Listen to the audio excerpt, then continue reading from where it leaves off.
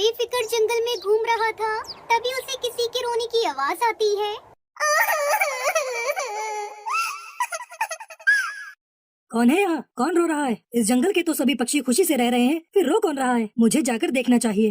कालू कौवा पेड़ से नीचे आया तो वो देखता है कि एक चिड़िया बैठी हुई रो रही थी। अरे चिड़िया, तुम क्यों रो रही हो और कहाँ रहते हो तुम? मेरा नाम टुनटुनी है। मैं इसी जंगल की नदी के पास रहती हूँ। पता नहीं मेरा परिवार कहाँ चला गया। मेरे पास ना तो रहने के लिए घर है, ना ही खाने के लिए कुछ भी सामान है। कालू को उसकी बातें सुनकर बोलता है, टुनटुनी, मैंने शायद तुम्हारे परिवार को सुबह देखा था। अच्छा, कहाँ है वो लोग? मुझे उनका पता दे दो, मैं उनके पास चली जाऊंगी। नहीं, तुम उनके पास नहीं जा सकती। तुम्हें अपने परिवार वालों के बारे में जानकर बड़ा दुख होगा कि उनको जिगरबाज ने अपना खाना बना लिया, इसलिए तुम अब उनके पास कभी नहीं जा सकती। ये सुनकर टुनटुनी चिड़िया और भी ज्यादा रोने लगी। कालू टुनटुनी को वही रोता हुआ छोड़कर चला गया, लेकिन थोड़ी देर बाद कालू को वो वापस आ जाता है। उसके हाथ में खाने का सामान था। वो टुनटुनी को खाना देते हुए बोला, लो, ये खा लो। मुझसे किसी का दर्द नहीं देखा जाता। अगर तुम बुरा न मानो तो आज से तुम मेरे साथ रह सकती हो। टुनटुनी के पास और कोई रास्ता नहीं था। वो कालू से खाना लेते हुए बोली, तुम बहुत ही अच्छे हो। मैं तुम्हारे साथ तुम्हारे घर में जरूर रहूंगी। वैसे भी मेरे पास और रहने के लिए कोई जगह भी नहीं है, और बिना माँ बाप के कोई भी पक्षी मुझे अपने घर में नहीं रखेगा। कालू वो टुनटुनी को अपने घर ले आता है। टुनटुनी को देखकर कालू के माता पिता उस पर बहुत ही गुस्सा करते हैं। तू इस चिड़िया को अपने घर क्यों लेकर आया? इसे भगा यहाँ से। माँ, अब ये हमारे साथ ही रहेगी। इसके माता पिता को जिगरबाज ने अपना शिकार बना लिया है। इसके पास रहने को कोई जगह नहीं है। इसके पास जगह नहीं है तो हमारे घर को तूने अनाथ आश्रम समझ रखा है क्या? ये चिड़िया यहाँ नहीं रह सकती। टुनटुनी चिड़िया सारी बातें सुनकर वहाँ से चलने लगती है। तभी कालू कौवा बोलता है, ठीक है माँ, मैंने इसे अपने साथ रखने का वचन दिया है, तो इसके साथ मैं भी जा रहा हूँ। पर आप चिंता मत करना, हम पास में ही रहेंगे। जब आपको मेरी जरूरत होगी मैं आ जाऊँगा। ये कहकर कालू कौवा टुनटुनी चिड़िया को अपने साथ लेकर चला गया। फिर उसने और टुनटुनी चिड़िया ने मिलकर अपना एक नया घर बनाया, और कुछ दिन बाद दोनों साथ साथ रहने लगे। धीरे धीरे दोनों के बीच प्यार और दोस्ती बढ़ती गई। एक दिन कालू कौवे को जंगल में घूमते घूमते बहुत रात हो गई। वो घर नहीं पहुँच सका। टुनटुनी चिड़िया पूरी रात उसका इंतजार करती रही। ये कालू कौवा कहाँ रह गया? कहीं उसे कुछ हो तो नहीं गया? हे भगवान, उसकी रक्षा करना। अगली सुबह कालू कौवा हंसता खेलता घर पर आ गया। तब टुनटुनी चिड़िया बहुत गुस्से में थी। वो उससे कोई बात नहीं करती। कालू से गुस्से में देखकर बोला, क्या हुआ टुनटुनी, सब ठीक तो है ना? तुम इतना गुस्सा क्यों कर रही हो? मुझसे बात भी नहीं कर रही हो, बस मुझे गुस्से से देख रही हो, ऐसा क्यों? हाँ, मैं तुमसे नहीं बोलूंगी। क्या तुम्हें नहीं पता मैं तुम्हारे बिना कितना डर जाती हूँ? मेरा मन घर में अकेले नहीं लगता, और तुम हो कि रात भर घर पे नहीं आए। पता भी है कितने बुरे बुरे ख्याल आ रहे थे मुझे। टुनटुनी, ये तुम क्या कह रही हो? तुम ठीक तो हो ना? हाँ, मैं सही कह रही हूँ। मुझे तुमसे प्यार हो गया है, और मैं तुमसे शादी करना चाहती हूँ। पर शायद तुम मुझे पसंद नहीं करते ना? टुनटुनी, मुझे भी तुमसे बहुत प्यार है, लेकिन मैं डरता था कि कहीं तुम मुझे ये कहकर मना न कर दो कि मैं काला कौवा और तुम कितनी खूबसूरत चिड़िया हो। हमारा कोई मेल नहीं हो सकता। तुम कैसी बातें कर रहे हो कालू? मैं इन बातों को नहीं मानती। जब मेरा कोई सहारा नहीं था, तब तुम मेरा सहारा बने। और प्यार किसी से भी हो सकता है, कहीं भी कभी भी हो सकता है। तुम कौवे हो, मैं चिड़िया हूँ, इसमें हमारी तो कोई गलती नहीं है ना? भगवान भी चाहता था कि हम दोनों मिल जाएं। फिर दोनों ने शादी कर ली और दोनों खुशी खुशी रहने लगे थे। लेकिन ये बात बाकी पक्षियों को हजम नहीं हो रही थी। फिर एक दिन कुछ बाजों ने टुनटुनी को अकेला पाकर उस पर हमला कर दिया। तभी वहाँ कालू कौवा भी आ जाता है, और घायल टुनटुनी को देखकर उसको बहुत गुस्सा आ जाता है, और वो उन बाजों पर हमला कर देता है, जिससे वो सभी घायल हो जाते हैं। फिर कुछ पक्षियों ने एक मीटिंग बिठाई और कालू टुनटुनी को भी वहाँ बुलाया। तब टुन्नू चिड़ा मुखिया हरिया तोता से कहता है, मुखिया जी, ये देखो, जंगल में नया रिवाज चल गया है। कौवे और चिड़िया के बीच प्यार चल रहा है। आज से पहले तो ऐसा कभी नहीं हुआ। ये तो पक्षी दल के नाम पर कलंक होगा। इसके इस रिश्ते को देखने से अच्छा है कि हम टुनटुनी चिड़िया को ही मार दे। तब कौवे का सरदार कड़कनाथ सेठ बोला, हम तो इनको नहीं मारेंगे, क्योंकि कालू कौवे ने कोई गलती नहीं की है। उसने एक बेसहारा चिड़िया को सहारा दे दिया और उसके साथ रहा। आखिर तुम लोग तब कहाँ गए थे जब टुनटुनी बेसहारा थी? अगर ये टुनटुनी हमारे पास आती तो हम इसको सहारा नहीं देते क्या? ये बात सुनकर टुनटुनी उन सबसे कहती है, ऐसा नहीं है कि मैं आप सबके पास नहीं आई थी। मैं तुम सबके पास आई थी। तुम सबने मुझे कहा कि जब तुम्हारे माँ बाप नहीं है तो हम तुम्हें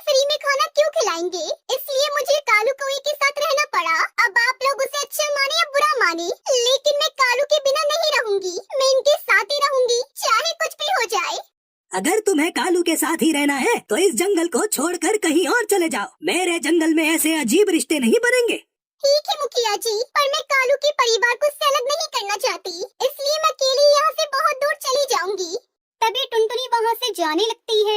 तभी कालू को उसे रोककर बोलता है, नहीं टुनटुनी, अगर तुम जाओगी तो मैं भी तुम्हारे साथ चलूंगा। मेरा परिवार तुमसे बढ़कर नहीं है।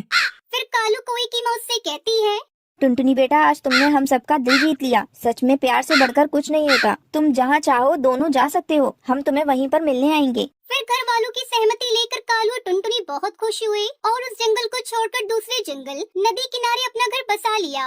दोनों एक दूसरे के साथ बहुत खुशी से रहते थे और कालू के परिवार वाले कभी कभी उससे मिलने भी आते थे। उन दोनों के प्रेम के चर्चे आसपास के जंगल में फैल चुके थे। सभी पक्षी ये कहते थे कि भाई कालू ने टुनटुनी से शादी करके बहुत अच्छा किया। ऐसा करने से सब पक्षियों के बीच में प्यार बढ़ जाएगा। किसी को किसी से भी खतरा नहीं होगा। सब एक साथ मिलजुल कर रहेंगे। लेकिन कुछ पक्षी अभी उनके विरोध में ही बातें करते थे। लेकिन ऐसी बातें तो चलती रहती है। कालू को वो टुनटुनी चिड़िया एक साथ बहुत खुश थे।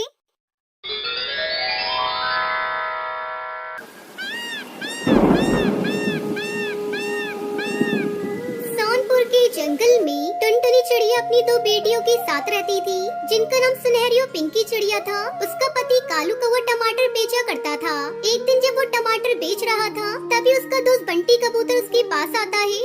अरे ओ कालू भाई, क्या हाल चाल है? कई महीनों के बाद शहर के जंगल से आज अपने घर आया हूँ। सोचा तुमसे मिलता चलूं। भैया, महंगाई इतनी बढ़ गई है कि कोई टमाटर खरीदता ही नहीं। जिसे देखो सबको सस्ते टमाटर ही चाहिए। तब तक आप लोग हमारे वीडियो को लाइक और अगर आपने हमारे चैनल को सब्सक्राइब नहीं किया है तो जल्दी से सब्सक्राइब कर लें और कमेंट सेक्शन में जरूर बताएं कि आपको हमारी ये कहानी कैसी लगी। मेरी मानो कालू भैया, तो ये टमाटर बेचना छोड़ो और मेरे साथ शहर के जंगल चलो। अच्छी नौकरी दिलवा दूंगा। फिर भाभी और बच्चों को भी शहर बुला लेना। कालू को वो घर जाकर ये बात अपनी पत्नी टुनटुनी को बताता है। उसकी बातें सुनकर टुनटुनी परेशान हो जाती है। सुनिए जी, आप हम लोगों को यहाँ अकेला छोड़कर शहर के जंगल क्यों जा रहे हो? हम दोनों कोई दूसरा काम करेंगे, सब ठीक हो जाएगा। मुझे मत रोको टुनटुनी। शहर के जंगल जाकर शायद मैं अच्छी कमाई कर सकूं। फिर मैं तुम सबको वहाँ बुला लूंगा। कालू को वो शहर के जंगल चला जाता है। इधर टुनटुनी चिड़िया अकेली ही अपने बच्चों को संभाल रही थी। तभी एक दिन कालू कौवे के दोस्त का फोन टुनटुनी चिड़िया के पास आता है। टुनटुनी बहन, अब तुम्हारे पति इस दुनिया में नहीं रहे। वो काम की तलाश में नदी पास जंगल जा रहे थे। तभी तेज तूफान आया और वो नदी में बह गया, जिसकी वजह से उसकी मौत हो गई। इतना सुनकर टुनटुनी चिड़िया जोर जोर से रोने लगती है। ये क्या हो गया जी? मैंने आपसे मना किया था कि शहर के जंगल मत जाओ, लेकिन आपने मेरी बात नहीं मानी। अब मैं अपनी दोनों बेटियों को अकेले कैसे पालूंगी? तभी थोड़ी देर बाद तेज बारिश होने लगती है।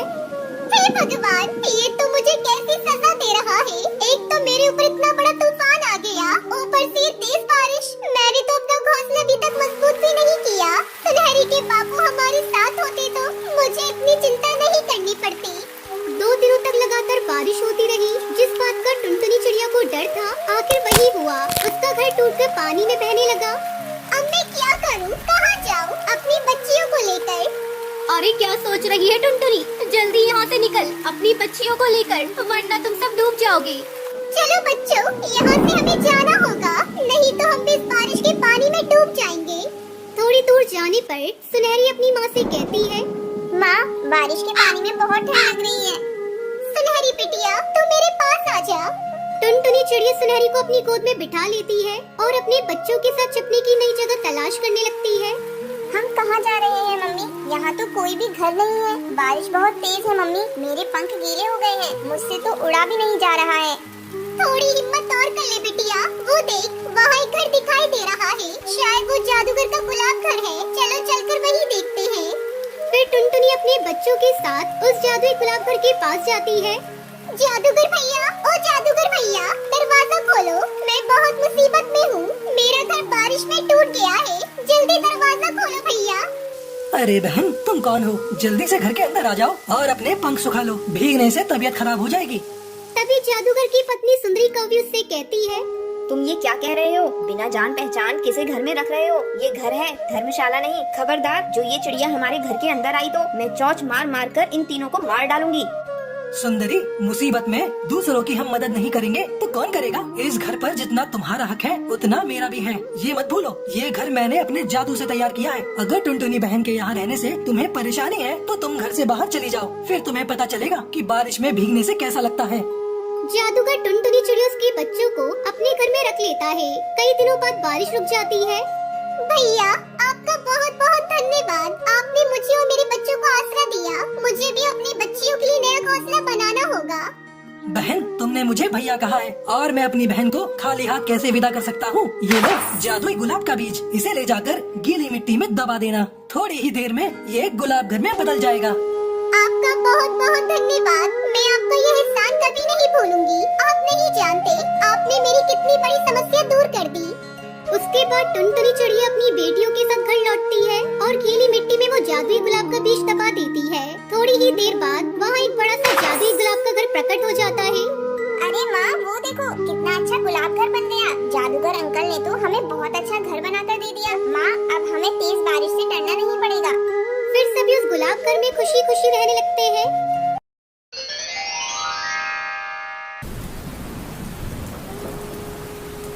सीतापुर के जंगल में सुंदरी कौवी अपने पति कालू कौवे के साथ रहती थी। सुंदरी की कोई औलाद नहीं थी, जिससे वो दुखी रहा करती थी। एक दिन जब वो नदी पर पानी पीने जा रही थी तो एक घोंसले से किसी के कराहने की आवाज आई। पानी पानी, कोई मुझे पानी पिला दो।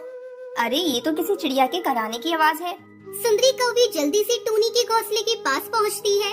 तब तक आप लोग कमेंट में बताएं 57 - 50 कितने होते हैं? अरे किसने तुम्हें घायल कर दिया? तुम्हारे बदन से तो खून बह रहा है। बहन, मुझे पानी पिला दो, मेरा गला सूख रहा है। सुंदरी कौवी ने टूनी चिड़िया को पानी पिलाया। बहन, मुझ पर एक एहसान और कर दो। ये मेरा अंडा है। तुम मुझे एक नेक पक्षी लग रही हो। मेरे मरने के बाद मेरे अंडे को तुम अपने साथ ले जाना और इससे आने वाले बच्चे की देखभाल एक माँ की तरह करना। और मुझे वचन दो, मेरे बारे में मेरे बच्चे को कुछ मत बताना। तुम मेरे बच्चे को एक माँ की तरह प्यार दोगी ना? माँ का नाम सुनते ही सुंदरी कौवी की आंखों में आंसू आ जाते हैं। हाँ टूनी बहन, मैं तुम्हें वचन देती हूँ, मैं तुम्हारे बच्चे को अपने बच्चे की तरह पालूंगी। अब टूनी के मरने के बाद सुंदरी उसके अंडे को लेकर अपने घर आती है। अंडे को देखकर कालू कौवा उससे कहता है, अरे सुंदरी, ये तुम किसका अंडा लेकर आई हो? लाओ इसे मुझे दे दो, मुझे बहुत जोरों से भूख लगी है। जाओ मेरे लिए खाना लेकर आओ। कैसे बाप हो तुम? इतने सालों बाद मैंने अंडा दिया है, तुम अपने ही बच्चे की हत्या करना चाहते हो? क्या तुम सच कह रही हो सुंदरी? ये तुम्हारा अंडा है? कालू कौवा बहुत खुश होता है। समय बीतने पर उस अंडे से चिड़िया बाहर आती है। सुंदरी उसका नाम टुनटुनी रखती है, लेकिन टुनटुनी को देखकर कालू कौवा गुस्से से आग बबूला हो जाता है। सच सच बताओ सुंदरी, ये किसका बच्चा है? ये तो किसी चिड़िया का बच्चा है। तुमने मुझसे झूठ बोला। मैं तुम्हें कभी माफ नहीं करूँगा। मैं तुम्हें अभी छोड़कर जा रहा हूँ और फिर कभी वापस नहीं आऊँगा। मत जाओ मुझे छोड़कर जी, ये मेरी ही बच्ची है।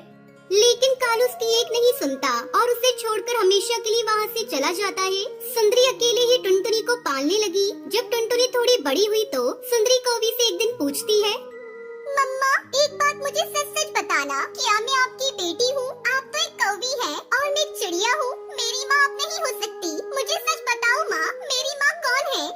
टुनटुनी बेटी, ये तू आज कैसी बातें कर रही है? तू मेरी बेटी है। किसने तुझसे कहा कि तू मेरी बेटी नहीं है? मम्मा, आप एक शिकारी पक्षी हो और मैं एक चिड़िया। आप तो मेरी माँ को भी मारकर खा गई होंगी। अब जब मैं बड़ी होंगी तो आप मुझे भी खा जाओगी। मुझे आपसे डर लग रहा है मम्मा। मैं आपके साथ नहीं रह सकती। मैं जा रही हूँ। ए भगवान, ये तूने मेरी ममता का कैसा इनाम दिया है मुझे। पहले मेरा पति मुझे छोड़कर चला गया और अब मेरी बेटी। मैं अपनी बेटी को सच्चाई नहीं बता सकती। अगर मैंने मेरी बच्ची को सच्चाई बता दी तो टूनी चिड़िया को दिया हुआ वचन झूठा हो जाएगा। भगवान, मेरी बच्ची को मेरे पास भेज दो, नहीं तो मैं उसके बगैर मर जाऊंगी। उसे मेरे पास भेज दो भगवान। उसी के पास रह रही पड़ोसन लूसी कबूतरी सुंदरी की बातों को सुन लेती है और टुनटुनी चिड़िया के पास जाती है और उससे कहती है, तुम जैसी स्वार्थी को मैंने आज तक नहीं देखा। जिस माँ ने तुम्हें अपने सीने से लगाकर इतना बड़ा किया और अपने पति को छोड़कर तुम्हें नाजों से पाला, आज तुम उसी माँ को छोड़कर चली आई। तुम्हारी मरती हुई माँ ने सुंदरी से वचन लिया था कुछ भी ना बताने को। सुंदरी ने तो अपने वचन का पालन किया है। तुम्हारी माँ को एक बिल्ली ने घायल किया था। मरते समय उन्होंने तुम्हें सुंदरी को सौंप दिया। अभी भी समय है टुनटुनी, जाओ और जाकर अपनी माँ से माफी मांगो। टुनटुनी चिड़िया लूसी कबूतरी की बातें सुनकर रोने लगती है और तुरंत अपनी माँ के पास आती है। मम्मा मुझे माफ कर दो, सच्चाई मुझे पता नहीं थी। माँ मैं तुम्हें छोड़कर कहीं नहीं जाऊंगी। आपने मुझे पालने के लिए कितना कुछ किया, मेरी वजह से अपने पति से दूर हो गई। मुझे माफ कर दो माँ। सुंदरी को भी टुनटुनी चिड़िया को गले से लगा लेती है और फिर दोनों माँ बेटी खुशी खुशी रहने लगती है।